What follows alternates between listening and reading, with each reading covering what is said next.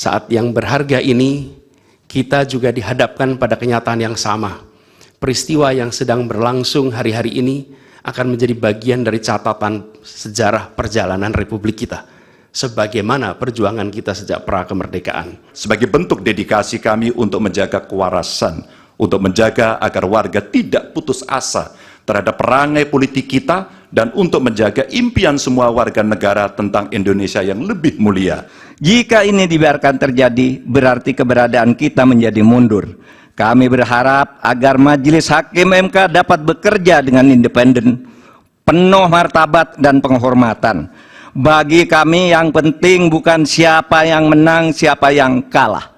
Bagi kami, masalah ini adalah beyond election, melainkan harus merupakan edukasi kepada bangsa ini untuk menyelamatkan masa depan Indonesia dengan peradaban yang lebih maju melalui antara lain berhukum dengan elemen dasar sukmanya, yaitu keadilan substantif, moral, dan etika. Ini bagian dari posita kami untuk melengkapi sebelum saya membacakan petitum majelis. Posita kan tidak ada narasi-narasi yang berupa Ada video. majelis.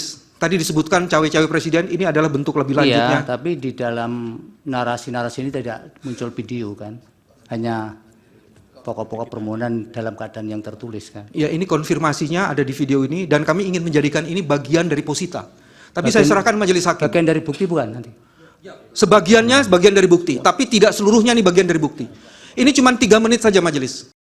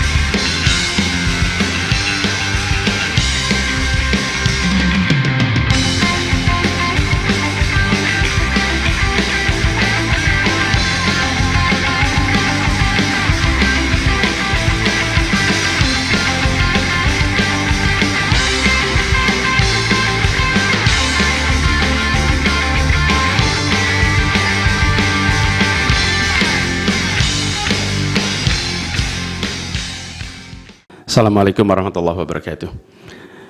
Yang mulia Hakim Mahkamah Konstitusi, hari ini adalah sebuah momen yang sangat penting dalam sejarah kita. Kami berdiri dengan penuh rasa hormat di depan Mahkamah Konstitusi untuk menyampaikan sebuah situasi yang mendesak dan kritis, serta memerlukan pertimbangan mendalam dan keputusan yang bijaksana. Bangsa dan negara kita ini sedang berada di dalam titik krusial, sebuah persimpangan yang akan menentukan arah masa depan kita. Apakah kita akan melanjutkan perjalanan kita menuju kedewasaan sebagai sebuah negara demokrasi yang matang, ataukah kita akan membiarkan diri tergelincir kembali ke bayang-bayang era sebelum reformasi yang justru kita hendak jauhi.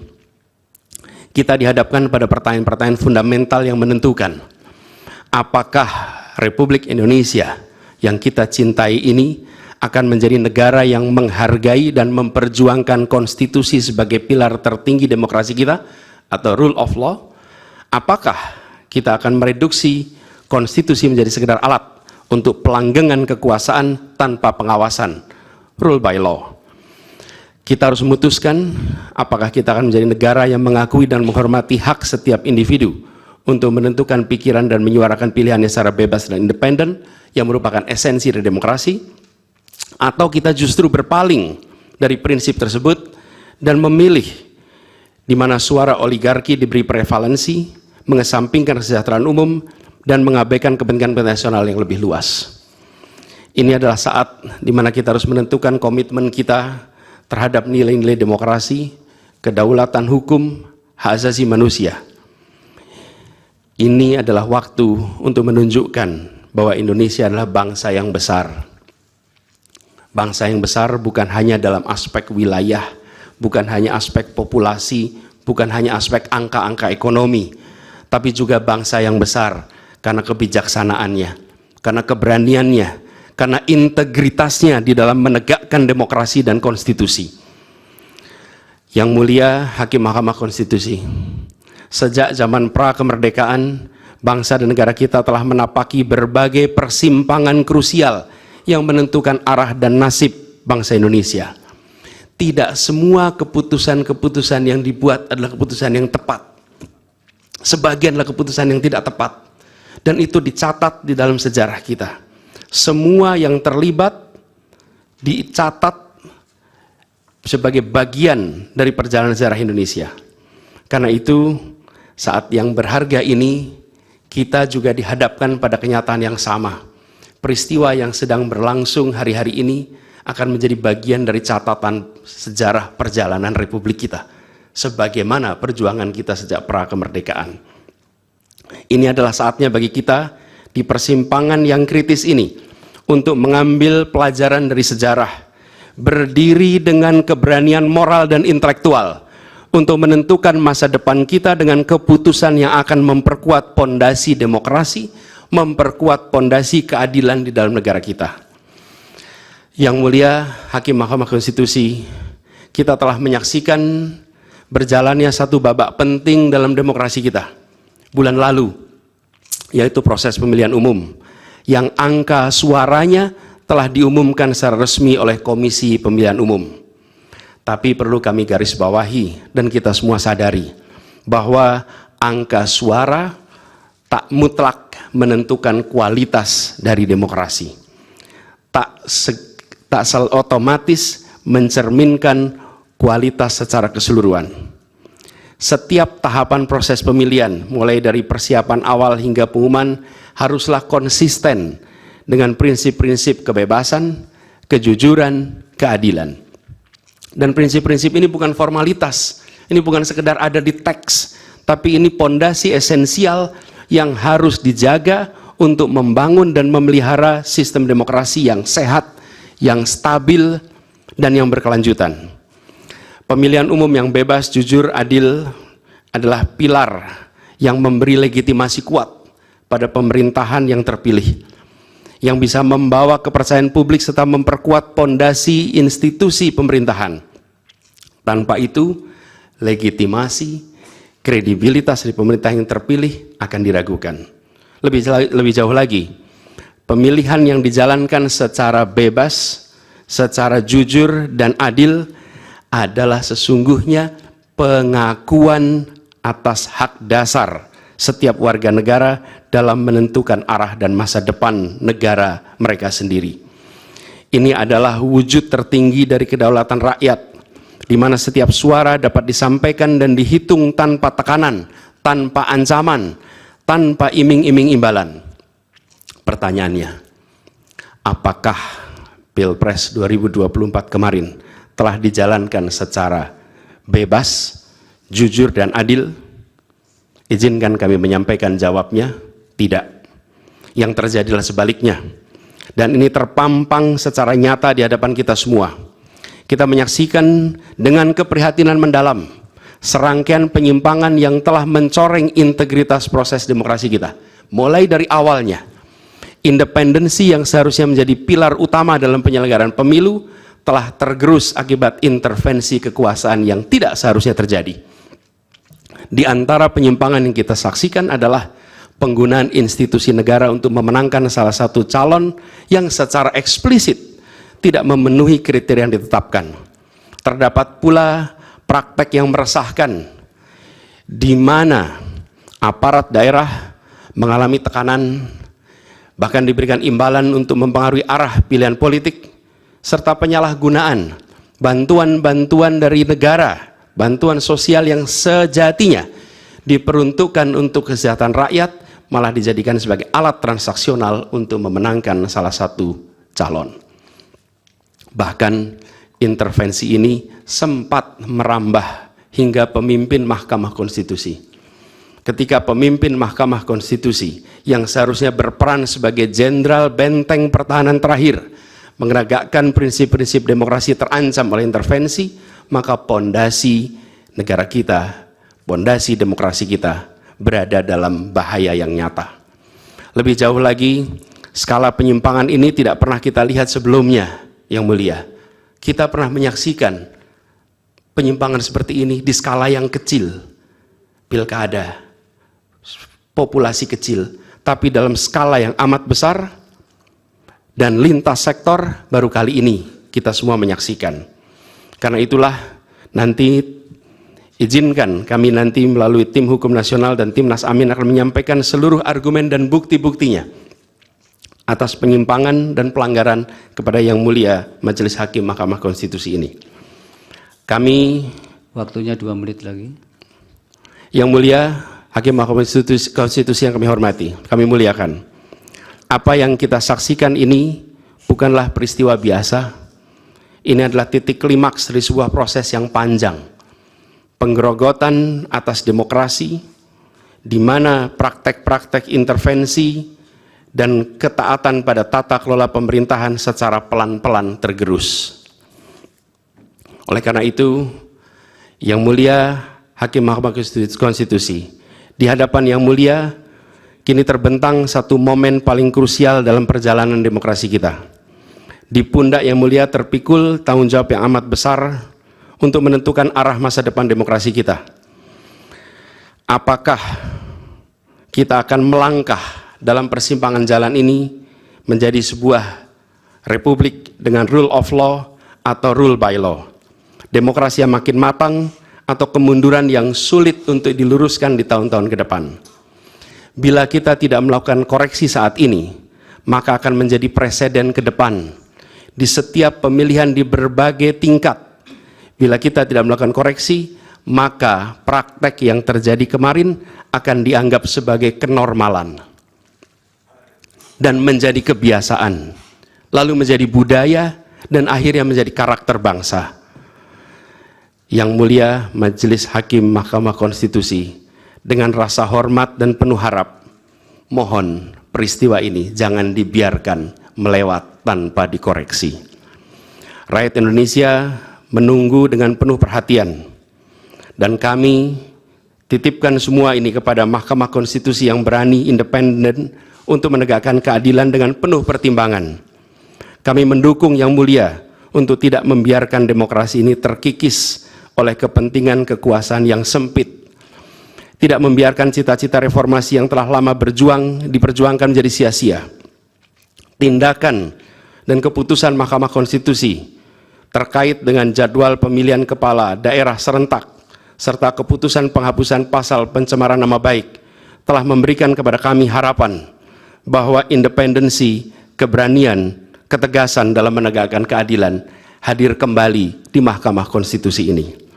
Kami memohon kepada Hakim Konstitusi yang kami muliakan untuk menerapkan kebijaksanaan dan keadilan dalam setiap keputusan perkara yang kami ajukan, menjadi penjaga yang teguh atas nilai demokrasi, dan memastikan bahwa konstitusi tetap menjadi panduan utama dalam membangun masa depan bangsa yang lebih adil dan sejahtera.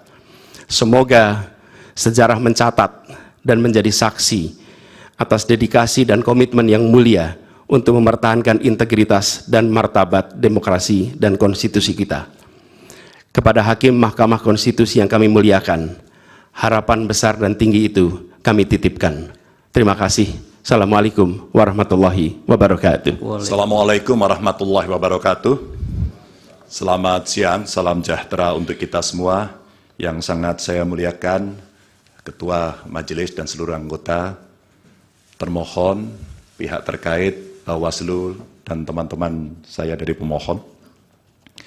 Saudara-saudara sekalian yang sangat saya hormati, seluruh warga negara yang saya junjung tinggi.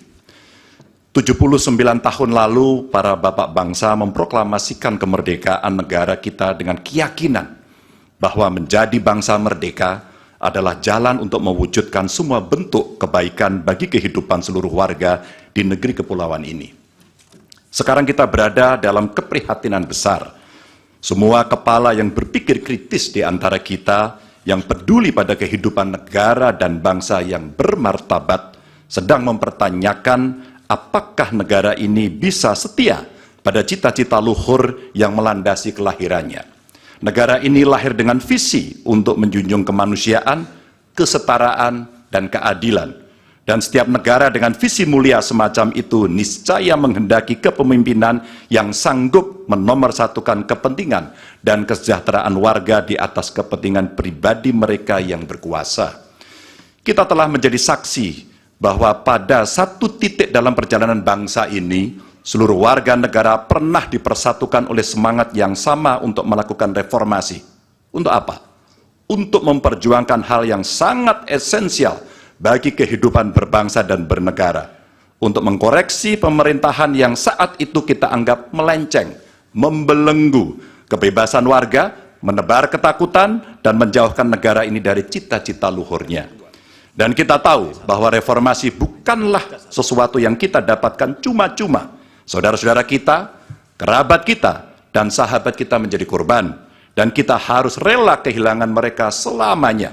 Mereka mengikhlaskan hidup mereka agar negara ini benar-benar dijalankan dengan rasa hormat yang setinggi-tingginya kepada seluruh warga negara oleh pemerintahan yang mampu memikul amanat proklamasi. Hanya setelah reformasi kita bisa menikmati kebebasan menyuarakan pendapat. Hanya setelah reformasi kita menikmati demokrasi yang lebih bebas dan terbuka. Hanya setelah reformasi seluruh warga negara mendapatkan hak mereka untuk memilih pemimpin yang mereka percayai. Dan hanya setelah reformasi, kita bisa menegaskan aturan bahwa periode kepemimpinan harus dibatasi. Karena itu kita akan selalu menghormati mereka yang telah merelakan hidup demi memperjuangkan reformasi. Sebagian dari kita mungkin melupakan pengorbanan mereka, melupakan air mata dan kepedihan keluarga-keluarga yang kehilangan orang-orang yang mereka cintai. Dan melupakan semangat yang mendasari gerakan reformasi 25 tahun yang lalu. Kami berada di sini dengannya sederhana. Ialah mengingatkan orang-orang yang cepat lupa bahwa kita semua yang setia pada cita-cita reformasi akan selalu mengingat pengorbanan mereka dan menghidupkan semangat mereka di hati kami. Tugas besar kita hari ini adalah meneguhkan diri dan bersumpah kepada diri sendiri bahwa kematian mereka yang berjuang demi reformasi bukanlah kematian sia-sia. Kita harus bersatu untuk selalu merawat ingatan kita. Kepada mereka yang mudah lupa, kita perlu menegaskan bahwa kita selalu ingat akan harga yang harus dibayar untuk memperjuangkan tegaknya demokrasi di negara ini. Kita selalu ingat akan tanggung jawab yang melekat pada setiap generasi untuk mewariskan keteladanan yang luhur kepada generasi mendatang. Kita selalu ingat bahwa demokrasi bisa dinodai oleh mereka yang hanya mempedulikan kekuasaan dan mendahulukan kepentingan pribadi. Dan kita selalu ingat bahwa apa yang harus kita lakukan ketika situasi menghendaki, kita melakukan sesuatu. Maka hari ini kami menggugat. Dan lebih dari sekedar kecurangan dalam setiap tahapan pemilihan presiden yang baru lalu, yang mengejutkan bagi kita semua adalah benar-benar menghancurkan moral, adalah menyalahgunakan kekuasaan. Saat pemerintah menggunakan segala sumber daya negara untuk mendukung kandidat tertentu, saat aparat keamanan digunakan untuk membela kepentingan politik pribadi, maka itulah saat bagi kita untuk bersikap tegas bahwa kita menolak semua bentuk intimidasi dan penindasan. Kita menolak dibawa mundur ke masa sebelum reformasi, kita menolak pengkhianatan terhadap semangat reformasi. Kami menggugat sebagai bentuk dedikasi kami untuk menjaga kewarasan, untuk menjaga agar warga tidak putus asa terhadap perangai politik kita, dan untuk menjaga impian semua warga negara tentang Indonesia yang lebih mulia. Dan bagi kami, ini impian yang harus kita kejar, agar setiap langkah kita meninggalkan jejak tak terlupakan bagi masa depan yang lebih baik. Terima kasih, dan Tuhan merahmati kita semua, Tuhan merahmati Indonesia. Assalamualaikum warahmatullahi wabarakatuh. Assalamualaikum warahmatullahi wabarakatuh. Ketua dan anggota Majelis Hakim yang mulia, saudara termohon dari KPU, pihak terkait dari kuasa hukum Paslon 2 dan saudara dari Bawaslu. Dalam perjalanannya yang mulia, MK Indonesia pernah memberi warna progresif bagi perkembangan hukum konstitusi di Indonesia dan pernah dinilai sebagai lembaga penegak hukum yang sangat kredibel. Harvard Handbook tahun 2012 seperti ditulis oleh Tom C. menilai MK Indonesia adalah salah satu dari 10 MK paling efektif di dunia. Studi tentang perjalanan masa lalu MK yang bagus pernah ditulis juga dalam beberapa jurnal ilmiah. Dari Amerika Serikat ada disertasi yang ditulis oleh Pastor Stefanus Hendrianto yang kemudian diterbitkan dalam bentuk buku berjudul Law and Politics of Constitutional Courts, Indonesia and the Search for Judicial Heroes, diterbitkan oleh penerbit ternama di Amerika. Dari IAIU Malaysia lahir disertasi karya Iwan Satriawan, Role of the Constitutional Court in Consolidating Democracy in Indonesia. Ada juga disertasinya Rifli Harun tentang hukum dan sengketa pemilu. Apresiasi terhadap MK Indonesia dalam keberaniannya membuat landmark decisions muncul dalam berbagai makalah forum ilmiah, jurnal akademik, dan berbagai media. Bahkan dalam konteks penyelesaian sengketa pemilu, Begawan Hukum Sucipto Raharjo pernah menulis tulisan di harian Kompas 14 Juli 2009 dengan judul Tribute untuk Mahkamah Konstitusi, yang di dalamnya mengatakan begini: mungkin kita perlu mendirikan sebuah monumen agar orang selalu mengingat bahwa Indonesia pernah memiliki Mahkamah Konstitusi yang bekerja dengan penuh penghormatan, tidak takut terhadap intimidasi. Harian Media Indonesia 7 Juli 2009 menulis editorialnya dengan judul Hormat untuk Mahkamah Konstitusi, yang alinea pertamanya dimulai dengan kalimat untung ada Mahkamah Konstitusi. Majelis Hakim yang mulia, salah satu kunci pernah banjirnya apresiasi terhadap MK adalah keberanian MK dalam membuat landmark decisions, keputusan monumental dengan berani menembus masuk ke relung keadilan substantif sebagai sukma hukum, bukan sekedar keadilan formal prosedural semata. Dalam hal pengujian undang-undang misalnya, teori OPL atau Open Legal Policy itu lahir atau sekurang-kurangnya secara resmi digunakan pertama kali oleh Mahkamah Konstitusi. Dalam hal pelaksanaan pemilu, MK memperkenalkan pelanggaran TSM yang kemudian diadopsi di dalam tata hukum kita. Mahaguru Hukum Tata Negara Profesor Yusril Iza Mahendra saat ikut menjadi ahli pada sengketa hasil pemilu 2014 dan bersaksi di MK pada tanggal 15 Juli mengatakan bahwa penilaian atas proses pemilu yang bukan hanya pada angka harus dilakukan oleh MK. Pandangan ini bukan pandangan lama, melainkan pandangan yang selalu baru, yang justru terus berkembang sampai sekarang, menjadikan MK hanya sekedar mahkamah kalkulator, menurut Pak Yusril, adalah justru merupakan pandangan lama yang sudah diperbarui sekarang. Di berbagai negara judicial activism banyak dilakukan oleh Mahkamah Konstitusi maupun Mahkamah Agung. Beberapa negara membatalkan hasil pemilu yang dilaksanakan secara curang dan melanggar prosedur, seperti Australia, Ukraina, Bolivia, Kenya, Malawi, dan Thailand, serta beberapa negara yang satu disebut ada Belarusia yang dinilai sebagai shame institution atau institusi pengadilan palsu karena selalu diintervensi oleh pemerintah. Akhirnya kami tahu sungguh berat bagi MK dalam sengketa hasil pemilu ini. Pastilah selalu ada yang datang kepada hakim yang mulia untuk mendorong agar permohonan ini ditolak. Dan pasti ada pula yang datang yang meminta agar MK mengabulkannya. Yang datang mendorong dan meminta itu tentu tidak harus orang atau institusi, melainkan bisikan hati nurani yang datang bergantian di dada para hakim, yaitu bisikan yang selalu terjadi antara ammaroh dan mutmainnah. Saya memaklumi tidak mudah bagi para hakim untuk menyelesaikan perang batin ini dengan baik. Tetapi akhirnya kami berharap MK mengambil langkah penting untuk menyelamatkan masa depan demokrasi dan hukum di Indonesia. Jangan sampai timbul persepsi bahkan kebiasaan bahwa pemilu hanya bisa dimenangkan oleh yang punya kekuasaan atau yang dekat dengan kekuasaan dan mempunyai uang berlimpah. Jika ini dibiarkan terjadi, berarti keberadaan kita menjadi mundur. Kami berharap agar Majelis Hakim MK dapat bekerja dengan independen, penuh martabat dan penghormatan. Bagi kami yang penting bukan siapa yang menang, siapa yang kalah. Bagi kami, masalah ini adalah beyond election.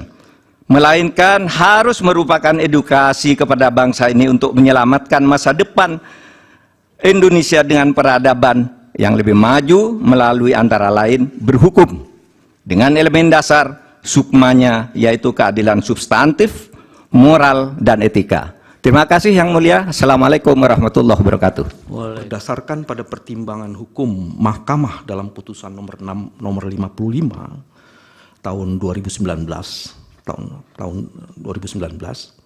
dan putusan nomor 85 tanggal 29 September 2022, maka tidak lagi ada sekat yang membedakan antara perselisihan hasil pemilu dengan perselisihan pemilu kada.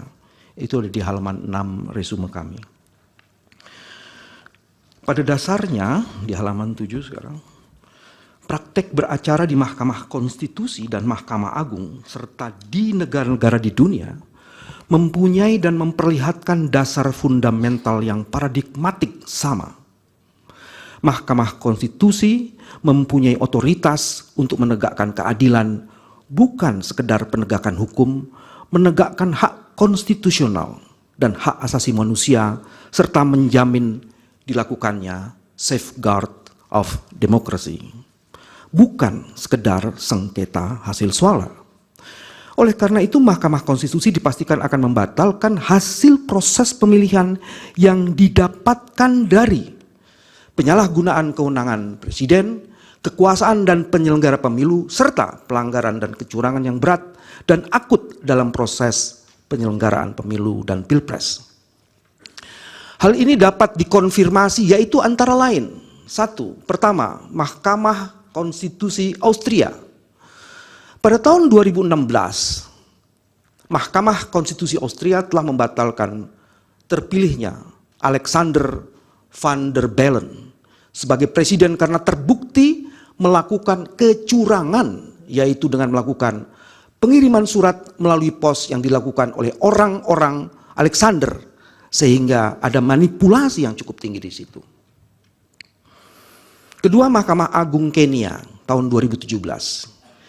Mahkamah Agung ini menganulir kemenangan Presiden petahana Uhuru Kenyatta karena pemerintah pusat terbukti mematikan listrik di basis pendukung Odinga pada hari pemungutan suara.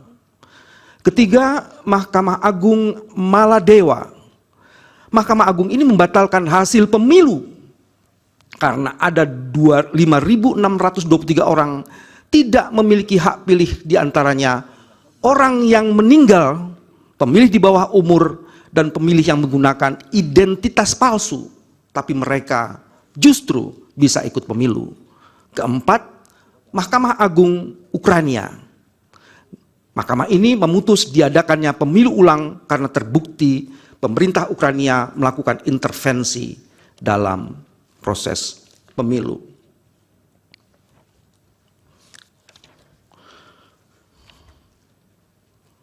Saya lanjutkan ke halaman 7 poin. Maaf.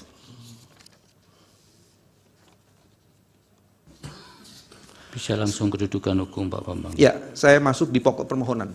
Baik, silakan. Kedudukan hukum dan bagian lainnya sudah dibacakan, ya. dianggap tenggang waktu permohonan sudah dianggap dibacakan.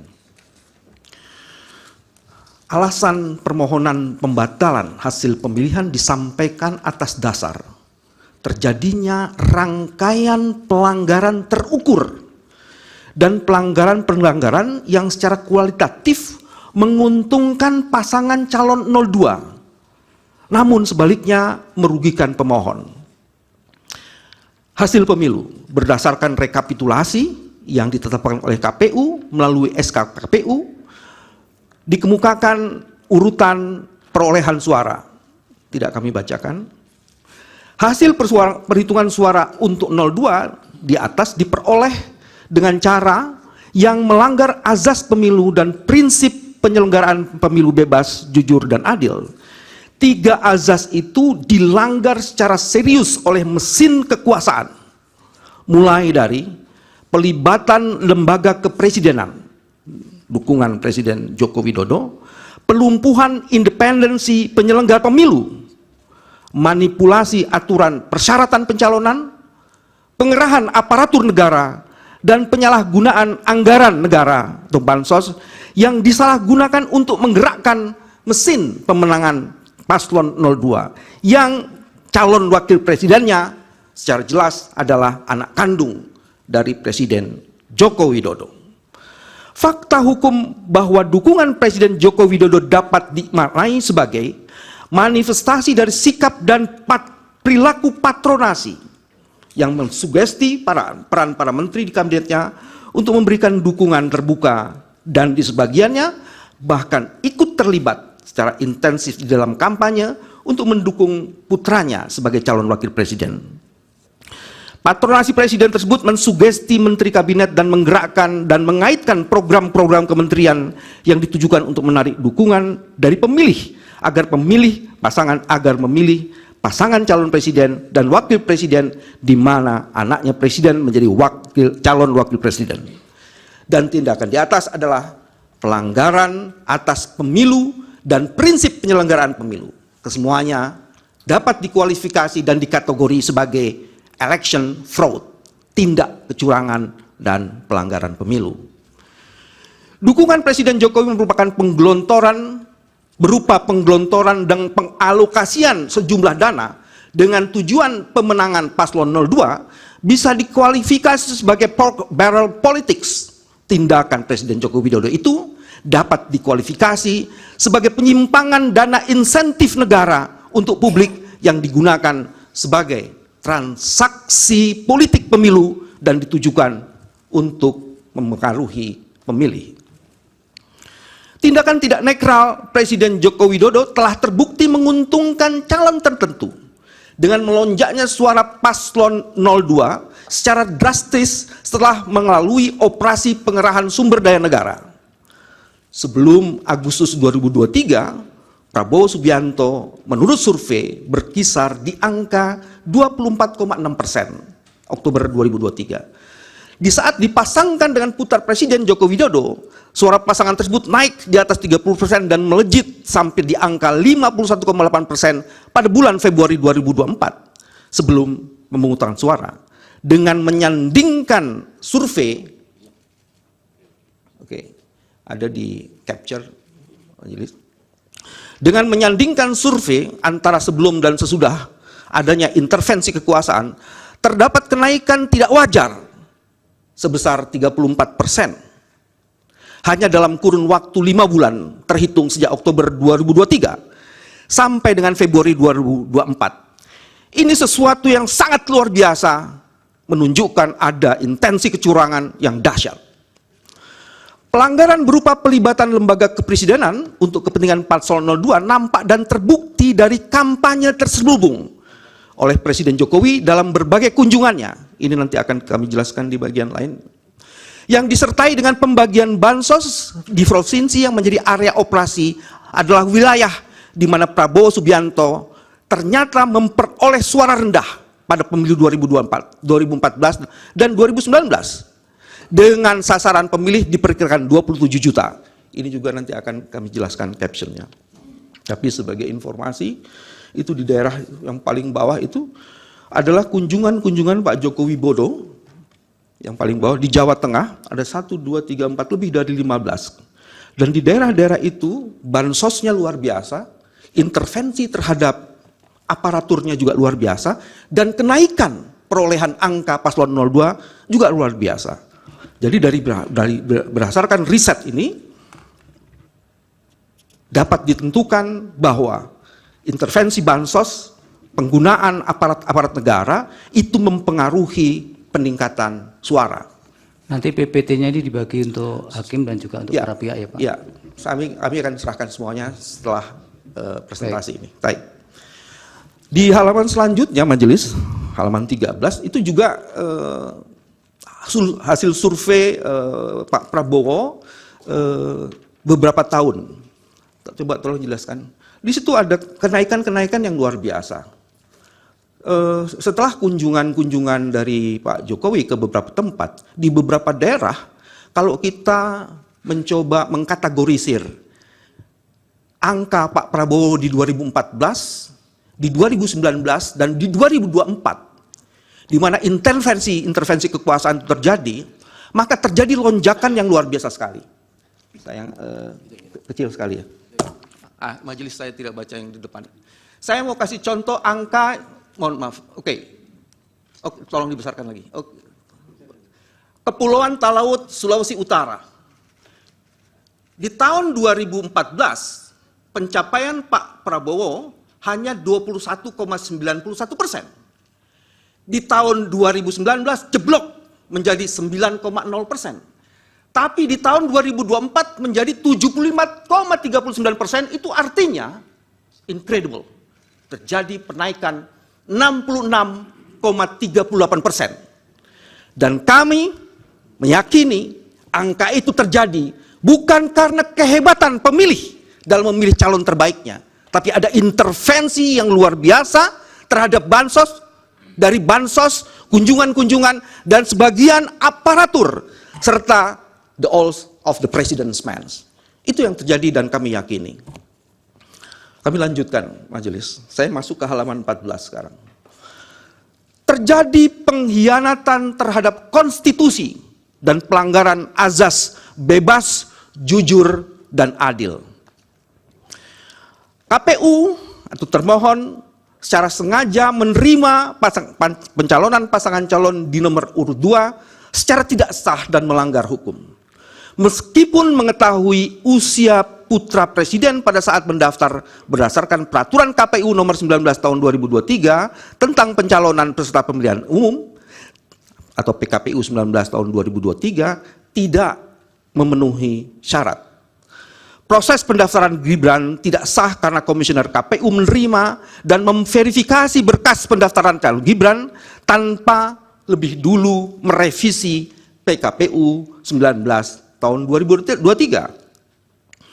Putusan DKPP yang dibacakan di saat pemungutan suara tinggal menyisakan beberapa hari, ya ini diputus tanggal 5 Februari, sedangkan pemungutan suara 14 Februari, merupakan peristiwa hukum yang spesifik dalam pemilu presiden 2024, yang belum pernah terjadi sepanjang sejarah penyelenggara pemilu. Kondisi spesifik ini belum diantisipasi dalam peraturan perundangan tentang pemilihan presiden in kasu undang-undang pemilu. Sehingga dalam hal peristiwa hukum tersebut dilaporkan dan dimohon keadilannya kepada Bawaslu, dipastikan akan dinyatakan lewat waktu. Penyelesaian kondisi spesifik demikian masih mungkin dilakukan melalui peradilan perselisihan hasil karena tahapan Pilpres 2024 belum selesai, karena belum ditetapkan pasangan calon terpilih dan belum dilakukan pelantikan sebagai tahapan akhir pemilu. Terlebih lagi karena kondisi spesifik sedemikian menyebabkan adanya ketidakpastian hukum dalam penyelesaian tahapan pemilihan presiden. Argumentasi ini berdasarkan pada jurisprudensi putusan Mahkamah nomor 135 tahun 2021 yang menetapkan posisi kasus tidak sama persis, namun rasio disendinya dalam pertimbangan hukum Mahkamah Konstitusi pada putusan akuo relevan untuk dijadikan dasar dan memeriksa dan mengadili perkara dalam permohonan. Adapun mengenai hal mengadili secara substantif peristiwa hukum yang spesifik tersebut, pemohon menyampaikan fakta hukum secara notoire feiten diketahui publik, yaitu sebagai berikut. Saya tidak bacakan semuanya, ada beberapa majelis, itu di halaman 15. Yang pertama, pendaftaran bakal calon presiden dan wakil presiden dibuka 19 Oktober sampai 25 Oktober. Ada putusan Mahkamah nomor 90, itu tanggal 17 Oktober, jadi hanya berjarak 2 hari. Pasca putusan Mahkamah dibacakan, termohon tidak segera mengubah, maksudnya MK tidak segera mengubah syarat calon dengan usia boleh di bawah 40 tahun, sepanjang telah pernah atau sedang menjadi kepala daerah. Termohon tidak segera menetapkan PKPU perubahan syarat calon, tetapi justru membuat surat edaran kepada partai politik serta pemilu partai politik peserta pemilu yang mempunyai hak untuk mengajukan pasangan calon calon presiden dan wakil presiden bahwa terdapat perubahan syarat usia 40 tahun. Terus juga tindakan-tindakan terpohon itu ternyata melanggar prosedur yang dikonfirmasi dari keputusan KPU nomor 1632 tahun 2023 tentang penetapan pasangan calon dan seterusnya. Maka menurut kami seharusnya permohon tidak dapat menerima pendaftaran bakal calon yang belum berusia 40 tahun inkasu bakal calon presiden putra Joko Widodo yang berpasangan dengan Prabowo Subianto. Saya lanjutkan di halaman selanjutnya. Tindakan menerima pendaftaran Gibran secara melawan prosedur merupakan salah satu bentuk pelanggaran terukur. Tentang pelanggaran terukur, Mahkamah dalam berbagai putusan perselisihan hasil pemilu kepala daerah mempertimbangkan sebagai pelanggaran yang tidak dapat ditolerir dan diberi sanksi pembatalan sebagai peserta pemilihan. Ada beberapa putusan mahkamah yang mendiskualifikasi calon pemenang dalam kontestasi pemilihan umum kepala daerah, yakni terbukti tidak memenuhi syarat. Hal ini dapat dikumpulkan sebagai berikut, ada 4. Pertama, putusan diskualifikasi calon Bupati RD Dabi dari pasangan calon Bupati dan Wakil Bupati Kabupaten Yalimo nomor 1. Karena apa? Karena tidak lagi memenuhi syarat sebagai pasangan calon peserta pemilihan Bupati dan Wakil Bupati Yalimo. Melalui putusan tersebut, Mahkamah menyatakan memerintahkan KPU Yalimo menyelenggarakan kembali pemungutan suara ulang di seluruh TPS dengan terlebih dahulu mengganti saudara Edi RD Dabi. Nomor 2 adalah putusan 132 tahun 2020 atas pemilihan umum kepala daerah di Kabupaten Bovendigul. Pada putusan itu MK mendiskualifikasi pasangan calon atas nama Yusak Yaluo dan Yakob Waremba atas dasar calon bupati tersebut ternyata tidak memenuhi syarat jeda 5 tahun dari bebas murninya mantan terpidana korupsi. MK kemudian memerintahkan pemungutan suara ulang di seluruh TPS tanpa diikuti oleh pasangan calon tersebut. 3. Putusan Mahkamah Konstitusi Pemilu Kada Bengkulu nomor 57 tahun 2008. MK mendiskualifikasi pasangan calon Dirwan Mahmud dan Hartawan karena melakukan pelanggaran terukur, yakni tidak memenuhi syarat calon kepala daerah.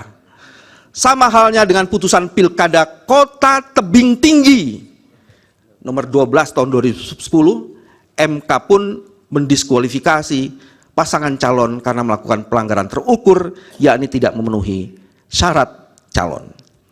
Mahkamah dalam putusannya nomor 85 tahun 2022, ada di bukti V5, telah menegaskan tidak terdapat perbedaan rezim pemilihan antara pemilihan umum kepala daerah dengan pemilihan umum legislatif dan presiden.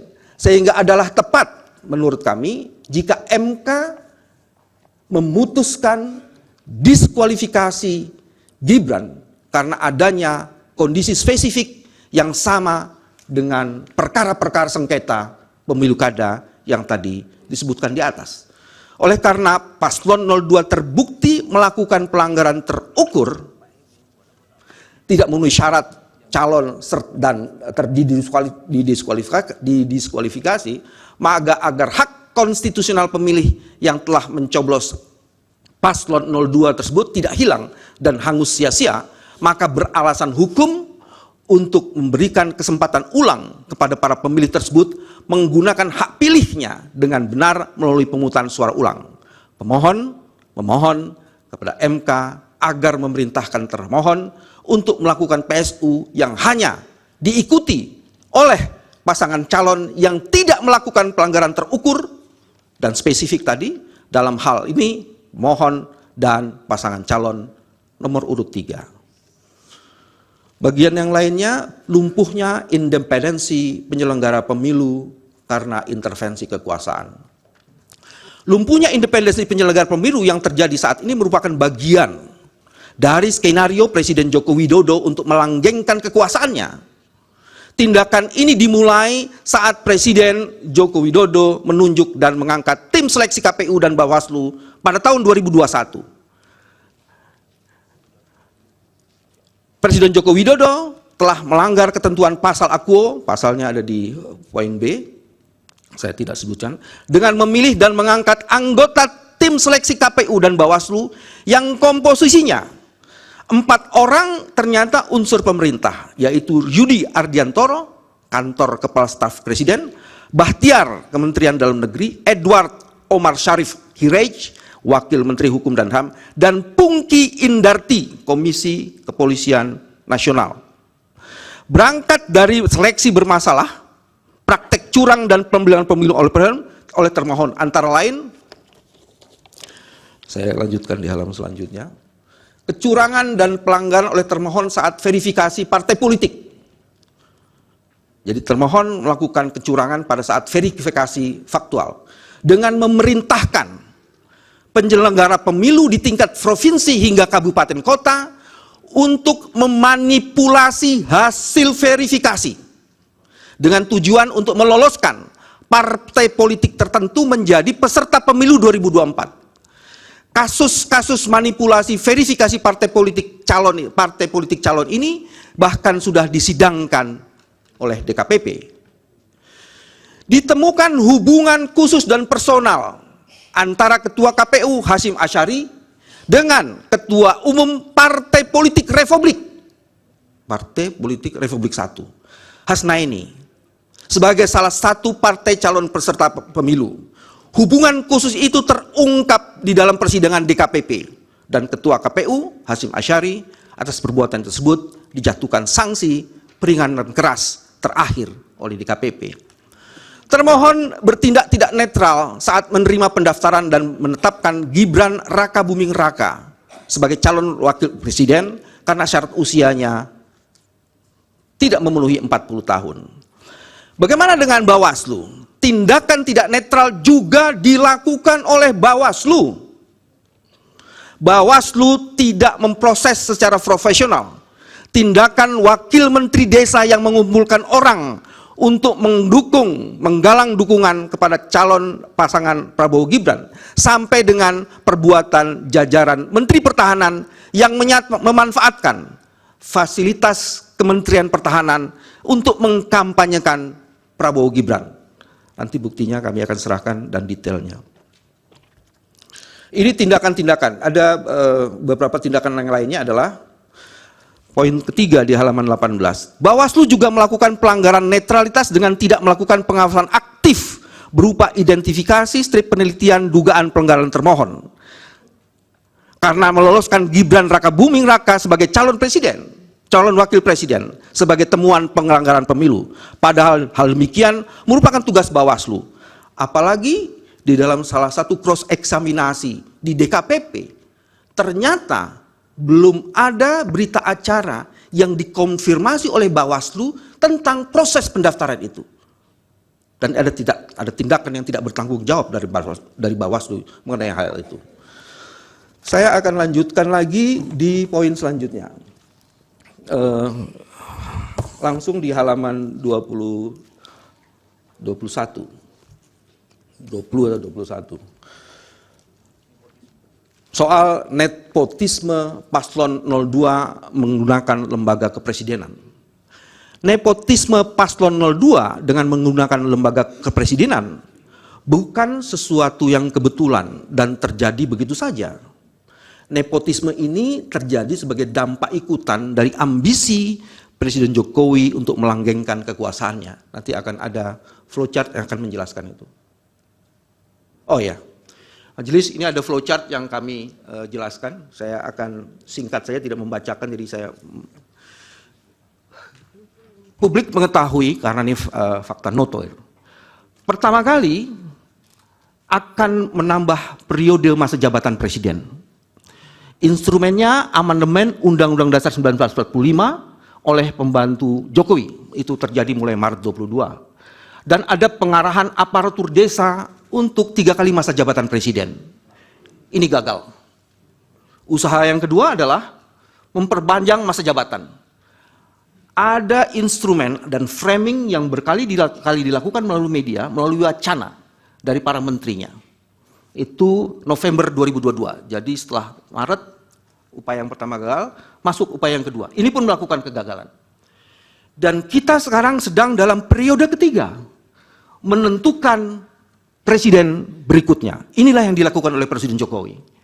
Jadi instrumennya adalah, menurut pendapat kami, putusan MK nomor 90 tahun 2023 dilanjutkan dengan mengendalikan penyelenggara pemilu, mengkooptasi alat-alat kekuasaan negara, menjinakkan partai politik. Dan ini yang mengakibatkan, setelah tadi prinsipal kami sudah mengemukakan, ada konsekuensi Indonesia sekarang ada di persimpangan jalan. Apakah kekuasaan pemilihan presiden akan tetap berada di tangan rakyat sesuai pasal 1 Undang-Undang Dasar 1945, ya, terjemahannya seperti itu, atau pemilihan presiden justru ditentukan oleh presiden sebelumnya. Perpanjangan masa jabatan presiden digularkan, ini detail informasinya, oleh Menteri Koordinator Kemaritiman dan Investasi Luhut Binsar Panjaitan. Menteri Luhut mengaku ide tersebut berasal dari big data pengguna media sosial di Indonesia sebesar 110 juta. Dan kemudian selain Menteri Luhut, ada juga Menteri Bahlil Lahdalia yang mengungkapkan persoalan yang sama. Atas wacana tersebut,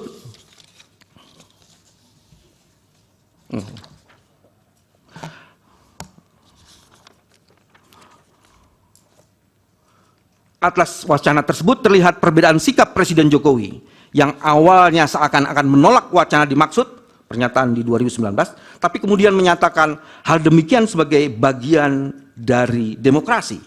Itu pernyataan tahun 2022.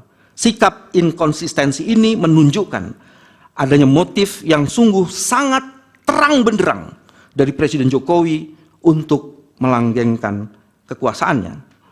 Selain tidak tegas terhadap berbagai upaya menteri yang secara nyata menabrak konstitusi, upaya pelanggengan kekuasaan oleh Presiden Jokowi juga terbaca dengan sangat terang setelah beliau menyatakan dengan tegas akan campur tangan dengan cawe-cawe dalam pemilu 2024. Pernyataan tersebut disampaikan pada saat bertemu dengan para pemimpin redaksi media serta konten kreator pada 29 Mei 2023. Pernyataan Presiden Jokowi di atas bererat kaitannya dengan permohonan pengujian Undang-Undang Pemilu oleh Almas Sakib Biru yang menyoal syarat usia capres dan cawapres yang diajukan pada tanggal 2 Agustus 2023. Ada dua fakta yang dapat digunakan untuk membaca hubungan antara dua peristiwa ini, yaitu peristiwa pertama, posita alasan permohonan pengujian Undang-Undang Pemilu oleh Almas sebagaimana tertuang dalam putusan nomor 90, secara eksplisit menyatakan Gibran Rakabuming Raka sebagai sosok potensial yang menjadi bakal calon presiden atau calon wakil presiden. Lebih lanjut, Almas dalam permohonan pengujiannya pasal 169 huruf Q Undang-Undang Pemilu menyatakan sebagai pengagum Gibran Rakabuming Raka. Dengan demikian, peristiwa pernyataan Presiden Jokowi akan cawe-cawe dalam pemilu dengan permohonan Almas adalah satu rangkaian yang saling terkait dan tidak berjalan sendiri-sendiri. Hal ini terlebih lagi tidak lama setelah itu ada putusan nomor 90 dan kemudian dilanjutkan Gibran Rakabuming Raka resmi mendaftar sebagai pasangan calon. Sebagai penyelenggara negara, padahal Presiden terikat dengan sumpah jabatannya yang diucapkan saat dilantik sebagaimana tersebut dalam pasal 9 ayat 1 Undang-Undang Dasar. Mohon izin menyebutkan ini karena ini sangat penting. Demi Allah, begitu kata sumpah jabatan Presiden. Demi Allah saya bersumpah akan memenuhi kewajiban sebagai Presiden Republik Indonesia atau Wakil Presiden Republik Indonesia dengan sebaik-baiknya dan seadil-adilnya memegang teguh Undang-Undang Dasar dan menjalankan undang-undang dan peraturannya dengan seluruh-seluruhnya serta berbakti untuk nusa, kepada nusa dan bangsa.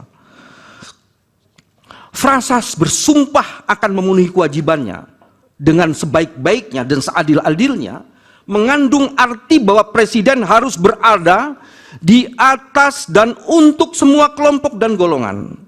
Berlaku yang seadil-adilnya dalam konteks penyelenggaraan pemilu.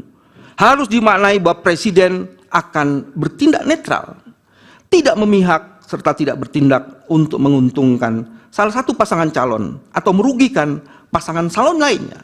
Sikap netral presiden serta penyelenggara negara lainnya juga merupakan amanat Undang-Undang Pemilu, yakni pasal 26 ayat 2 Undang-Undang Pemilu. Majelis, saya tidak bacakan selanjutnya. Ada juga pengangkatan penjabat kepala daerah yang masif. Sebentar Pak Bambang, kalau sekiranya capek, ini majelis tadi mempertimbangkan karena ini puasa, mungkin bisa ditambah 1, dan nanti kami perlakukan sama dengan untuk pihak yang lain. Baik. Terima kasih Majelis. Baik. Memang lelah majelis, tapi apa artinya kelelahan? Karena kami harus menegakkan aturan demokrasi seluruh-seluruhnya. Ya sudah, itu di penambahan itu saja yang direspon, jangan yang lain. Ya, terima kasih. Terima kasih majelis. Nanti akan teman-teman saya akan membacakan. Ini ada poin 4 huruf A, itu penunjukan pejabat kepala daerah yang dilakukan oleh pemerintah itu ternyata tidak memenuhi standar yang ditentukan oleh putusan MK majelis, yaitu putusan MK nomor 55 Undang-Undang tahun 2019 dengan putusan MK nomor 67. Menurut putusan di atas, ada 3 indikator penting ditunjuknya penjabat kepala daerah, baik penjabat gubernur, bupati, dan wali kota. 1, pemerintah harus menerbitkan peraturan pelaksana sebagai tindak lanjut pasal 201 dari Undang-Undang nomor 1 2015 tentang pemilihan gubernur, bupati, dan wali kota atau pilkada. Sehingga tersedia mekanisme dan persyaratan yang terukur dan jelas bahwa pengisian pejabat negara tersebut mengabaikan, menurut kami, prinsip-prinsip demokrasi dan sekaligus memberikan jaminan bagi masyarakat bahwa mekanisme pengisian tersebut penjabat berlangsung terbuka, transparan, dan accountable. Dan yang kedua, indikator yang sangat penting sesuai dengan aspirasi daerah. Karena ternyata, nanti akan dijelaskan dalam pengamatan kami, aspirasi daerah tidak sepenuh-penuhnya diakomodasi. Yang ketiga, pemberian kewenangan pejabat kepala daerah dalam masa transisi menuju pilkada serentak secara nasional yang sama dengan kepala daerah definitif. Jadi juga diberikan kewenangan-kewenangan yang sama dengan kepala daerah terhadap para penjabat daerah ini. Jadi alih-alih seharusnya terbit peraturan pemerintah yang justru terbit, Majelis Hakim, justru peraturan Menteri Dalam Negeri nomor 4 tahun 2023 yang digunakan untuk menggantikan peraturan pemerintah. Peraturan menteri bukan termasuk peraturan pelaksana undang-undang berdasarkan pasal 1 angka 5. Yang juga penting untuk dikemukakan adalah pengabaian terhadap perintah putusan MK tersebut telah menyebabkan proses penunjukan pejabat kepala daerah berlangsung tidak demokratis dan sangat struktural, di mana pemerintah pusat menjadi pengendali segala tindak tanduk kepala daerah, dan ini bisa dibuktikan terakhir dalam kasus di Aceh. Tiba-tiba gubernur Aceh dicopot karena di Aceh 02 kalah. Sehingga mudah bagi kepala daerah menjadi alat politik pemerintah pusat, terutama ketika penyelenggaraan pemilu serentak. Ada peta yang kami kemukakan di halaman 25 majelis, saya melanjutkan di huruf E-nya. Sebagaimana diketahui, jumlah provinsi yang dipimpin oleh pejabat gubernur hingga November 2023 itu sebanyak 20 provinsi dengan 57.000 desa di dalamnya yang memiliki ekivalen populasinya adalah, kalau dikaitkan dengan DPT, 140.657.540 pemilih. Dari total jumlah pemilihnya 204 juta sekian-sekian di seluruh Indonesia. Jadi para penjabat yang diberikan jabatan secara melawan hukum melalui peraturan presiden itu sebanyak 68,68%. Berdasarkan data tersebut dapat dilihat bahwa terdapat potensi ratusan juta suara pemilih yang rawan dicurangi secara terstruktur melalui kebijakan maupun tindakan yang diduga dilakukan oleh pejabat kepala daerah. Ini ada peta sebarannya. Majelis, ini ada peta sebarannya, saya baca yang sebelah kiri saja. Kalau peta sebaran ini dikaitkan dengan keunggulan, itu akan ada angka yang menarik. Di sebelah kanan, nomor 2 Sumatera Selatan unggul 69,47%. Ini kalau kita kaitkan dengan data yang sudah kami kemukakan sebelumnya, itu akan kelihatan sekali. Ini bukan seorang yang memilih karena memang punya kompetensi dan lain-lain, tapi ada masalah. Nomor 8, di Kalimantan Barat unggulnya 61,05%. Di Kalimantan Timur 69%. Ini luar biasa. Di Sulawesi Barat unggul 65,4%. Di Gorontalo unggul 65,24%. Di Sulawesi Tenggara unggul 71,11%. Di NTT unggul 61%. Yang saya sebut semua itu adalah yang di atas 60%. Kalau 40-50% itu banyak. Ini yang luar biasa banyaknya. Di Papua, Pegunungan Tengah, Papua 64,56%. Majelis Hakim juga ada, kami jelaskan di halaman 26, penjabat kepala daerah menggerakkan struktur di bawahnya. Ya.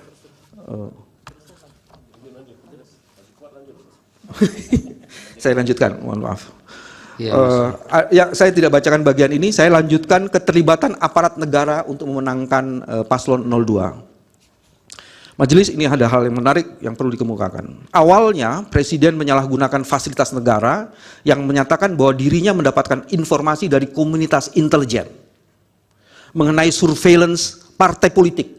Itu tanggal 16 September 2003. Timbul pertanyaan, dalam kapasitas apa Presiden Joko Widodo menggunakan BIN untuk mengetahui data, survei, dan arah partai politik? Apakah sebagai kepala pemerintahan, pelaku politik, atau yang terafiliasi dengan kepentingan calon? Selain menggunakan BIN sebagai upaya untuk memenangkan kontestasi, Presiden Jokowi juga ternyata menggerakkan atau setidaknya membiarkan beberapa anggota menteri kabinet terlibat dalam kampanye paslon 02 serta pejabat negara lainnya. Saya akan sebut beberapa saja karena cukup banyak menteri yang terlibat di situ. Saya mau masuk di poin 3, Menteri Koordinator halaman 28. Airlangga Hartarto melakukan dugaan politisasi bansos kepada warga Mandalika. Menteri Luhut Binsar Panjaitan memberikan dukungannya kepada Prabowo paslon 02 di berbagai media dan platform media sosial. Menteri Investasi Bahlil Lahadalia yang mendampingi Gibran kampanye di Papua pada hari Jumat 26 Januari, Bahlil mendirikan, selain itu Bahlil juga mendirikan gerakan relawan untuk mendukung paslon 02. Menteri Erick Thohir tidak pernah melakukan cuti maupun mundur dari jabatannya selaku menteri walaupun terbukti melakukan serangkaian kampanye. Menteri Agama Yakut Khalil Qoumas yang menyatakan siap memberikan tambahan suara 4% untuk pasangan calon nomor urut 02 Prabowo Gibran dan memberikan pengarahan terhadap penyuluh agama di seluruh Indonesia.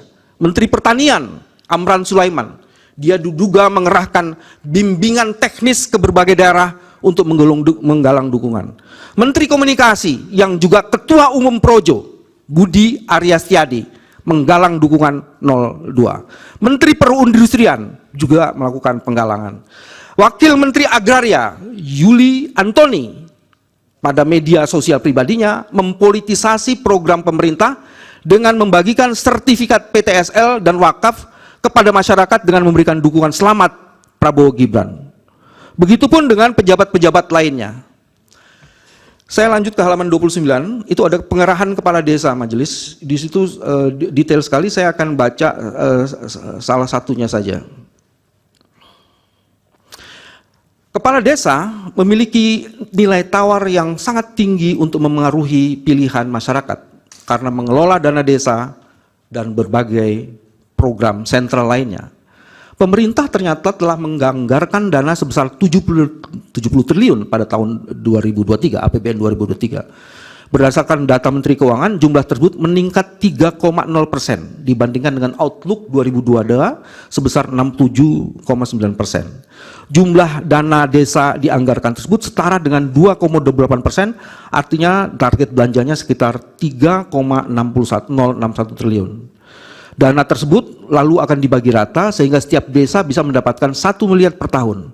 Selain mengelola dana desa, pemerintah desa juga mengelola beberapa program dari pemerintah pusat seperti Kartu Sehat, Kartu Keluarga Sehat, Program Keluarga Harapan, dan lain-lainnya. Terus ada juga pelanggaran atas netralitas di atas juga dipertegas dengan beberapa bukti di lapangan. Majelis, ini ada peta yang juga menurut saya menarik. Ini peta ini adalah peta organisasi kepala desa yang tidak netral. Itu di situ ada yang di di DPP PPDI Sumatera Selatan itu ini contoh saja ya. Cukup merata semuanya, 10 desa, jumlah pemilihnya sekian. PAB PDSI Jawa Barat, jumlah anggota sekian, ini jumlah pemilihnya sekian banyak. Begitupun di Jawa Tengah, begitupun di Sumatera Sulawesi Selatan.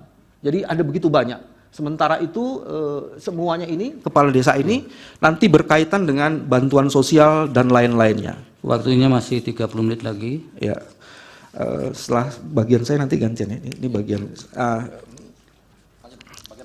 Ya, oke. Majelis yang kami muliakan, intervensi ke Mahkamah Konstitusi. Patut diduga ada menteri yang secara sengaja melakukan intervensi kepada Ketua Mahkamah Konstitusi Anwar Usman pada saat memeriksa perkara nomor 90 tahun 2023. Inilah yang merupakan awal dari adanya pelanggaran terhadap prinsip-prinsip konstitusi yang secara nyata diperlihatkan tidak hanya oleh Presiden, namun juga lembaga penegak hukum lainnya. Presiden kabulnya putusan MK nomor 90 tersebut di atas membuat mahkamah marwahnya tercoreng. Karena pelanggaran etik yang dilakukan oleh Ketua Mahkamah Konstitusi tidak pernah terjadi di seluruh mahkamah konstitusi lainnya di seluruh dunia. Dan itu merupakan pelanggaran yang syarat dengan konflik of interest.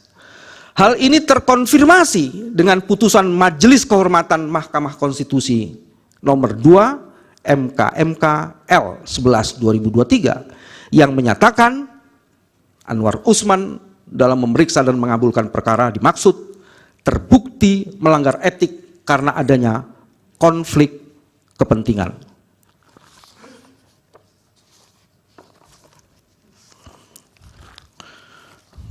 Sebentar majelis.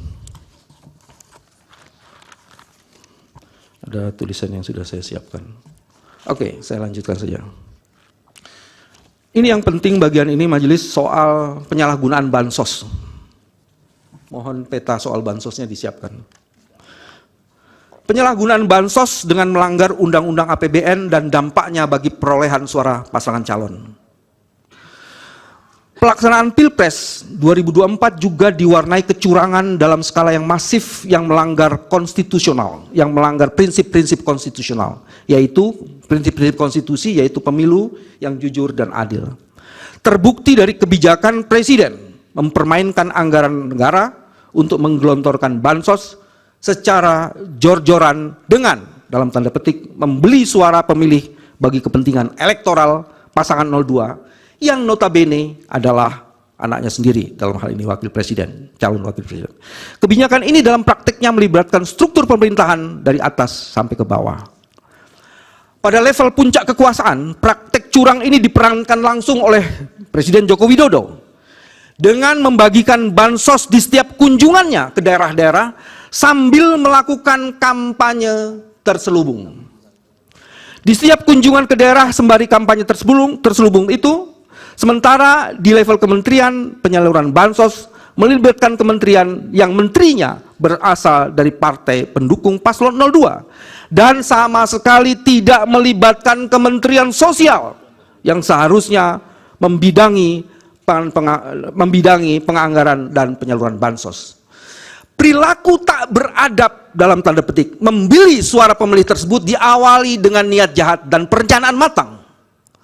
Segera setelah terbitnya putusan MK 02, Presiden Joko Widodo menekan Kementerian Keuangan untuk mengalokasikan anggaran sosial dalam jumlah yang fantastis. Ada datanya? Saya ingin menjelaskan di sini majelis. Ini adalah dana bantuan sosial 208-219. Kalau dibandingkan antara pemilu 2019, pada saat itu situasinya sangat tenang, dan dengan pemilu 2024, itu akan ada dana sekitar naiknya luar biasa sekali. Itu naiknya bisa sampai 180 triliun. Kalau kita bandingkan dalam masa pandemi, itu ada angka 498 triliun. 2024 itu tidak ada masa pandemi. Tapi kemungkinan luar biasa sekali. Dan dibandingkan 2023 saja masa normal, itu ada kenaikan hampir 53 triliun. Data ini ingin menunjukkan politisasi bansos oleh Presiden Jokowi itu terkonfirmasi dengan meningkatkan anggaran Perlinsos secara signifikan di masa pemilu. Ada yang menarik di situ. Lanjutkan di ini selanjutnya. Pada Februari 2024 di halaman 3 huruf F, mendekati masa krusial pemungutan suara Pilpres, politisasi bansos itu untuk kepentingan 02 kian menjadi-jadi dan menggila. BLT El Nino dicairkan 3 bulan sekaligus menjelang pemungutan suara. Bahkan untuk kepentingan politisasi bansos, pemerintah mengeluarkan kebijakan automatic adjustment, di mana ditandatangani oleh Menteri Keuangan Sri Mulyani, dana-dana dari pos-pos yang lainnya di hold sebanyak kurang lebih 51,1 triliun. Ini data yang lain lagi majelis, kalau kita bandingkan pemberian bansos 2022, 2023 dan 2024. Januari 2023 di tahun 2022 itu cuma 3,52 triliun. Di tahun 2023 Januari hanya 3,8 triliun. Fantastis dan incredible-nya di tahun 2024 12,45 triliun. Apa yang menjadi dasar itu? Tidak lain itu adalah karena mendekati proses pemilihan calon presiden. Lanjutkan lagi.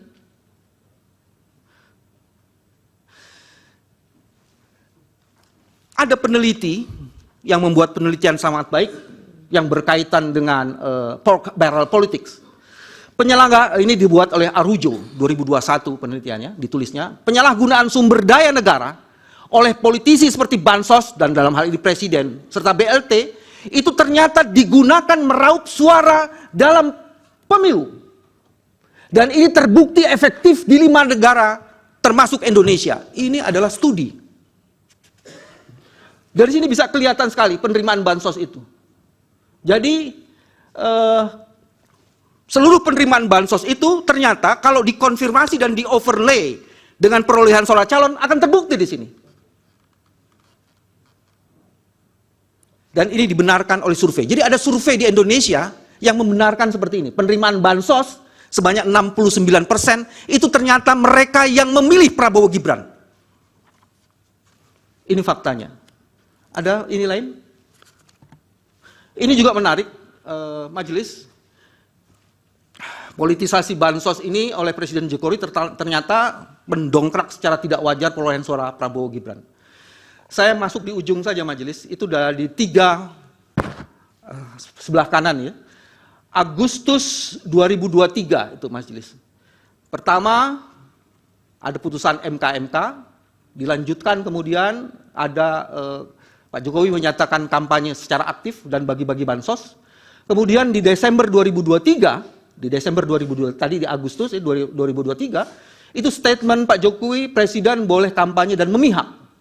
Dan kalau kemudian itu diterjemahkan, ditambah lagi dengan guyuran bansos 490 triliun, Bapak Presiden, Majelis Hakim bisa melihat angka itu tiba-tiba melonjak. Dari Agustus 2023, di Desember 2003 dan Februari 2023. Itu angkanya hampir 20%, 19 sekian persen. Di 2024. Jadi apalagi kalau bukan intervensi bansos dan mengkooptasi integritas dari penyelenggara negara. Dan yang paling menarik, ini khusus untuk Bawaslu. Ini juga menarik, tapi sebelum itu saya tambah lagi. Ini ada di halaman 34, survei LSI. Ini yang tadi disebutkan adalah, ini surveinya LSI ini. Menurut survei LSI, 69,3% penerima bansos mendukung Prabowo Gibran. Dan total penerima bansosnya ada 51 juta penerima. Ini survei. Kalau kita meyakini survei quick count, harusnya yakin juga dengan ini. Pemohon menemukan politisasi bansos itu juga terjadi di berbagai daerah. Ini ada sekitar 7. Saya mau sebut dari nomor 7 aja. Pembagian bansos di DKI Jakarta dengan tas berwarna identitas paslon. Saya tidak tahu di mana ada Bawaslu. Terdapat bansos berupa beras yang memuat calon wakil presiden dan calon wakil presiden. Terus kemudian di Gianyar, Bali, ketika Pak Jokowi membagikan bansos yang diwarnai insiden pencopotan baliho Ganjar Mahfud serta bendera Partai PDIP di sekitar lokasi penyerahan. Dan yang paling penting itu di bagian poin 1 Majelis I. Pembagian bansos dilakukan secara langsung oleh Presiden Jokowi dan para menterinya, para menteri pengusung Prabowo Gibran di banyak wilayah tanpa melibatkan Kementerian Sosial, baik penyalurannya maupun data yang digunakan. Penerimaan bansos seharusnya mengacu pada data Kementerian Koordinator Perekonomian yang diulangi. Penerima bansos mengacu pada data Kementerian Koordinator Perekonomian yang dipimpin oleh Pak Erlangga Hartarto yang mendukung Prabowo. Selain itu, pemberian bantuan pangan juga tidak mengacu data Kementerian Sosial, tetapi data persasaran percepatan penghapusan kemiskinan di wilayah koordinasi yang menterinya atau kementeriannya adalah bagian dari orang-orang yang mendukung kelompok 02. Ada data lain, Majelis, ini juga data yang menurut saya menarik, nanti kami akan berikan. Dampak perolehan suara itu pada daerah-daerah yang tadi ada peta sebelumnya, Pak Jokowi pergi ke berbagai daerah, dan dalam kepergiannya itu 3 hal dilakukannya. Pemberian bansos, mengkonsolidasi aparat, dan kemudian juga melibatkan banyak aparat kepala desa. Coba lihat di sini.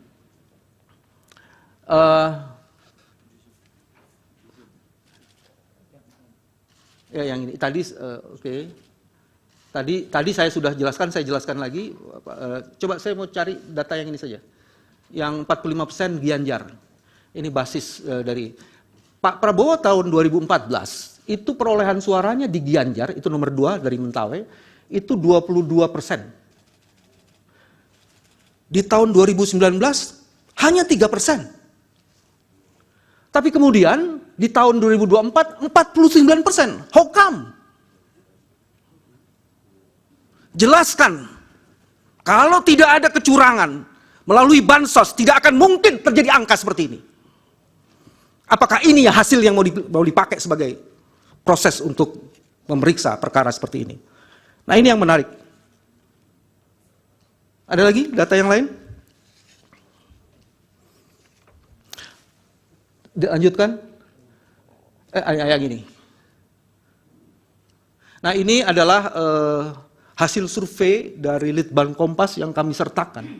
Yang di situ memperlihatkan ada politisasi bansos oleh Presiden Jokowi. Sehingga kemudian bansosnya Jokowi. Jadi ada 7,8 juta pemilih mengaku saat diberi bansos dan disampaikan bansosnya dari Pak Jokowi. Jadi survei ini mengkonfirmasi itu.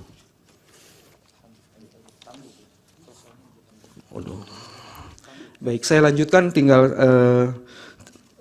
6 halaman lagi, saya akan cepat-cepat saja. Pertama, yang lanjutnya Majelis adalah pelanggaran prosedur. Ada berbagai modus kejahatan terhadap konstitusi dan cara-cara curang yang dilakukan oleh Presiden Jokowi untuk mendukung paslon 02 yang kesemuanya itu melahirkan berbagai kejahatan, turunan, dalam bentuk pelanggaran prosedur pemilu yang mempengaruhi hasil perolehan suara.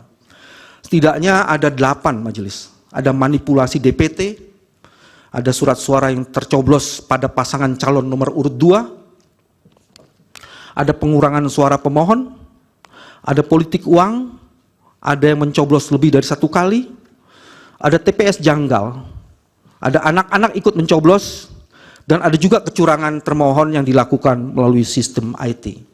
Saya tidak akan membacakan semuanya, cuma saya akan memilih saja beberapa yang menurut saya sangat penting untuk dikemukakan.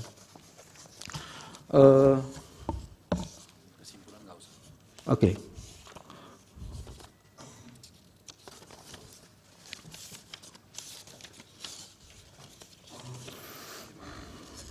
Oke.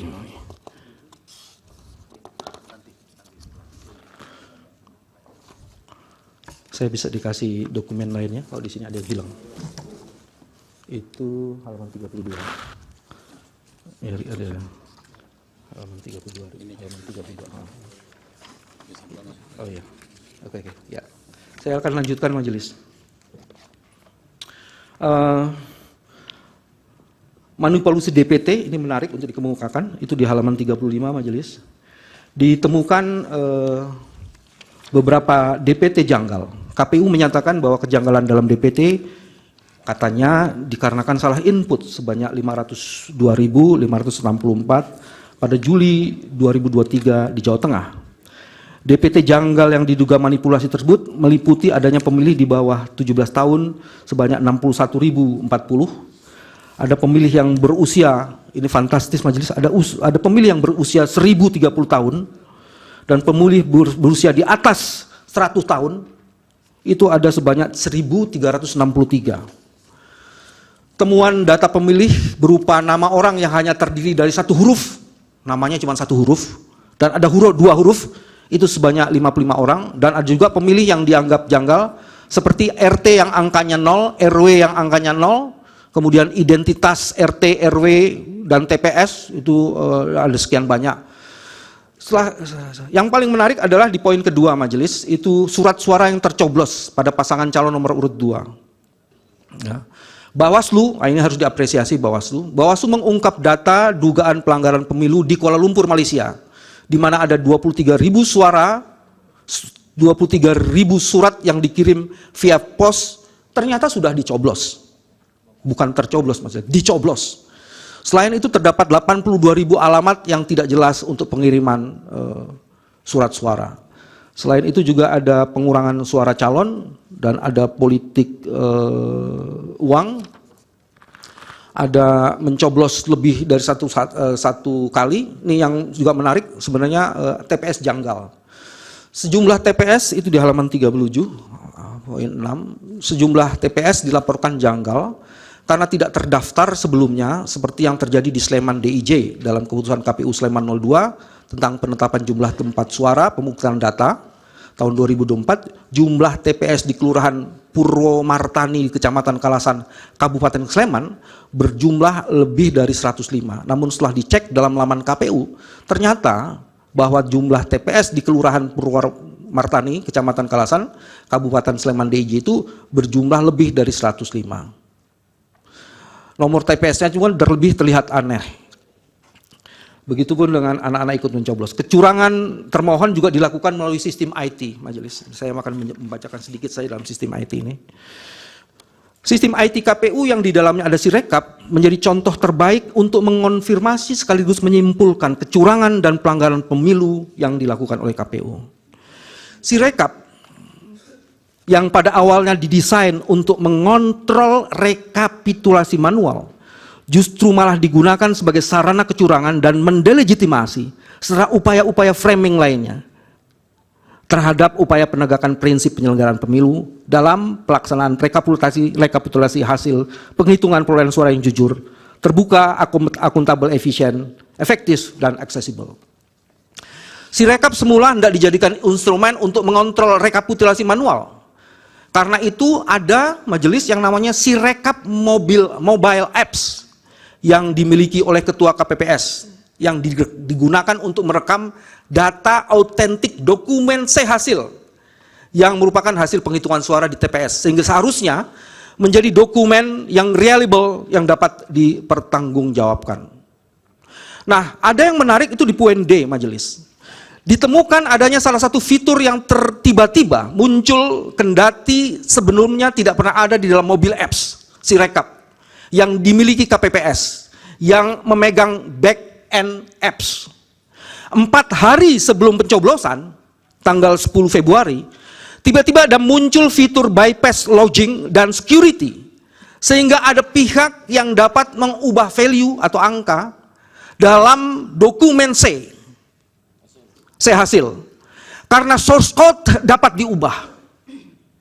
Munculnya fitur tersebut tidak saja mengubah angka perolehan suara di Sirekap, tapi juga potensial menghilangkan metadata dan file foto form C plano hasil.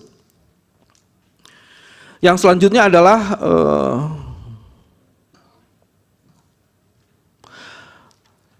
dari tim forensik kami, mereka mengatakan dan menyimpulkan sebagian besar dokumen C hasil yang didapatkan dari portal www.kpu.go.id itu ternyata tidak dapat dipertanggungjawabkan keasliannya karena C hasil yang dijadikan dasar rekapitulasi itu dilakukan di kecamatan adalah dokumen yang diragukan karena tidak memiliki metadata menurut kami yang sulit untuk dikonfirmasi.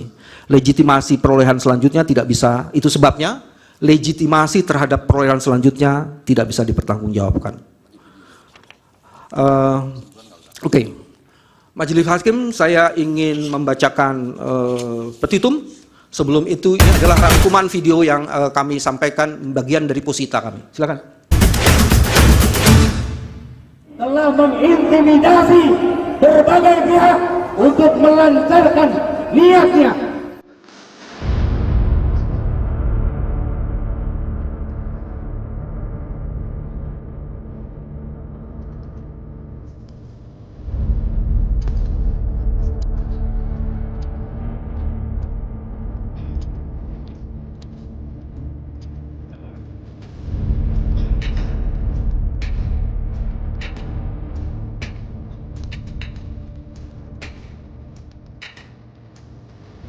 Cawe-cawe itu sudah saya sampaikan bahwa cawe-cawe itu saya sampaikan bahwa menjadi kewajiban moral. Ini kan hak demokrasi, hak politik setiap orang, setiap menteri sama saja. Yang paling penting presiden itu boleh loh kampanye. Tenang saja Pak Prabowo. Tenang saja Sebentar. Kuasa saya hukum, sudah ada di sini. Stop dulu. Kuasa hukum pemohon, ini apa tidak dijadikan bagian dari bukti saja? Ini bagian dari posita kami untuk melengkapi sebelum saya membacakan petitum.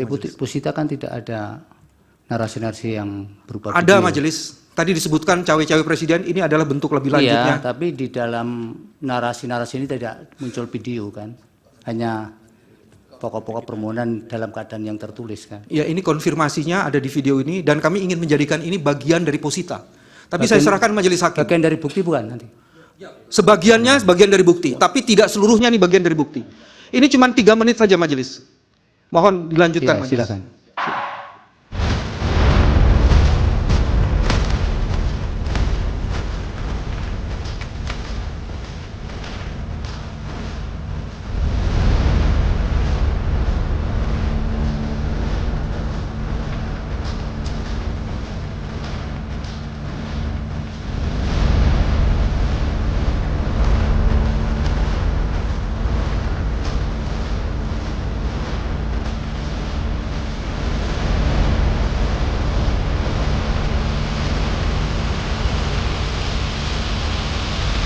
Dia mau baca.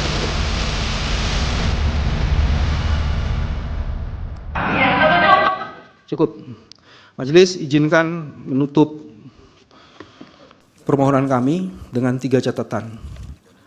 Apa yang kami bacakan ini adalah bagian tak terpisahkan dari seluruh permohonan yang kami ajukan. Termasuk apa yang tadi video yang dikemukakan. Yang kedua, mudah-mudahan proses persidangan ini akan betul-betul bisa menegakkan prinsip-prinsip azas dari pemilu dan prinsip-prinsip penyelenggaraan pemilu, dan kami meyakini itu. Dan kami akan langsung membacakan petitum. Majelis Hakim yang kami muliakan, berdasarkan seluruh uraian sebagaimana tersebut di atas seluruhnya dan sepenuh-penuhnya, pemohon memohon kepada Mahkamah Konstitusi untuk menjatuhkan putusan sebagai berikut. Pertama, mengabulkan permohonan pemohon untuk seluruhnya. Kedua, menyatakan batal surat keputusan nomor 360 tahun 2024 tentang penetapan hasil pemilihan umum presiden dan wakil presiden, anggota DPR, DPD, DPRD Provinsi dan DPRD Kabupaten Kota secara nasional dalam pemilu tahun 2024 tertanggal 20 Maret 2024 yang diumumkan secara nasional pada hari Rabu tanggal 20 Maret 2024 pukul 22.19 sepanjang diktum ke-1.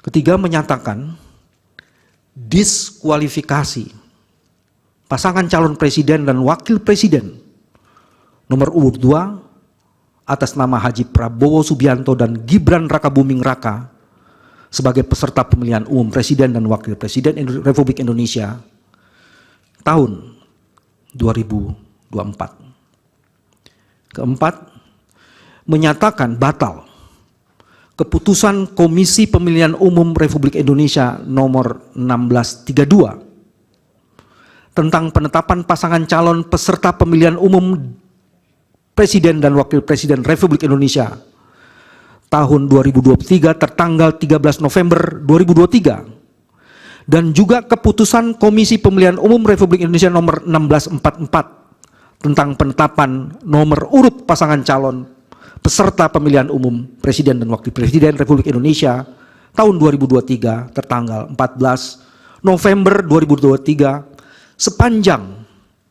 berkaitan dengan penetapan pasangan calon peserta dan penetapan nomor urut 2 atas nama Haji Prabowo Subianto dan Gibran Rakabuming Raka. Kelima, memerintahkan kepada Komisi Pemilihan Umum untuk melakukan pemungutan suara ulang pemilihan umum presiden dan wakil presiden tahun 2024 tanpa mengikut sertakan pasangan calon presiden dan wakil presiden nomor urut 2 atas nama Haji Prabowo Subianto dan Gibran Rakabuming Raka. Keenam, memerintahkan kepada Badan Pengawas Pemilihan Umum Republik Indonesia untuk melakukan supervisi dalam rangka pelaksanaan amar putusan ini. 7. Memerintahkan kepada Presiden untuk bertindak netral dan tidak memobilisir aparatur negara serta tidak menggunakan APBN sebagai alat untuk menguntungkan salah satu pasangan calon dalam pemungutan suara ulang. 8. Memerintahkan kepada Kepolisian Negara Republik Indonesia beserta jajarannya untuk melakukan pengamanan proses pemungutan suara ulang presiden dan wakil presiden secara netral dan profesional. Kesembilan, memerintahkan kepada Tentara Nasional Indonesia beserta jajarannya untuk membantu pengamanan proses pemungutan suara ulang presiden dan wakil presiden sesuai dengan kewenangannya. Atau pertama, mengabulkan permohonan pemohon untuk seluruhnya. Kedua, menyatakan batal berlakunya surat keputusan KPU nomor 360 tahun 2024 tentang penetapan hasil pemilihan umum presiden dan wakil presiden, anggota DPR, DPD, DPRD Provinsi, dan DPRD Kabupaten Kota secara nasional dalam pemilu 2024 tertanggal 20 Maret 2024 yang diumumkan secara nasional pada hari Rabu tanggal 20 Maret 2024 pukul 22.19 WIB sepanjang diktum ke-1. Nah, ini yang membedakan dengan petitum yang di atasnya. Nomor 3, menyatakan diskualifikasi calon wakil presiden nomor urut 2 atas nama Gibran Rakabuming Raka sebagai peserta pemilihan umum presiden dan wakil presiden Republik Indonesia tahun 2024 karena tidak memenuhi syarat usia sebagai pasangan calon peserta pemilihan presiden dan wakil presiden tahun 2024. Yang keempat, menyatakan batal keputusan pemilihan umum Republik Indonesia nomor 1632 tentang penetapan pasangan calon peserta pemilihan umum presiden dan wakil presiden tahun 2023 tanggal 13 November 2023 dan keputusan Komisi Pemilihan Umum Republik Indonesia nomor 1644 tentang penetapan nomor urut pasangan calon peserta pemilihan umum presiden dan wakil presiden Republik Indonesia tahun 2023 tanggal 14 November 2023 sepanjang berkaitan dengan calon wakil presiden atas nama Gibran Rakabuming Raka. Memerintahkan termohon untuk melaksanakan pemungutan suara ulang dalam pemilihan umum presiden dan wakil presiden Republik Indonesia tahun 2024 dengan diikuti juga oleh calon presiden nomor urut 2 atas nama Haji Prabowo Subianto dengan terlebih dahulu mengganti calon wakil presiden. 6. Memerintahkan kepada Bawaslu Republik Indonesia untuk melakukan supervisi dalam rangka pelaksanaan amar putusan ini. 7. Memerintahkan kepada Presiden untuk bertindak netral dan tidak memobilisasi atau memobilisir aparat negara serta tidak menggunakan APBN sebagai alat untuk menguntungkan salah satu pasangan calon dalam pemungutan suara ulang. 8. Memerintahkan kepada Kepolisian Negara Republik Indonesia beserta jajarannya untuk melakukan pengamanan proses pemungutan suara ulang presiden dan wakil presiden secara netral dan profesional. 9.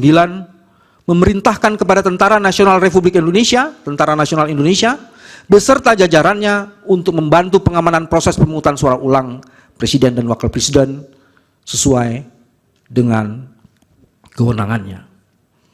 Dan apabila Mahkamah Konstitusi berpendapat lain, mohon putusan yang seadil-adilnya ex aequo et bono. Majelis Hakim dan teman-teman yang hadir dalam persidangan ini, demikianlah permohonan yang kami bacakan ringkasannya dan menjadi bagian tak terpisahkan dari seluruh permohonan yang sudah diajukan. Hormat kami, kuasa hukum pemohon, tim hukum Anies Baswedan, Muhaimin Iskandar. Terima kasih. Mohon maaf kalau ada kata-kata yang tidak bertempatnya. Kami serahkan seluruhnya pada Majelis Hakim. Assalamualaikum warahmatullahi wabarakatuh.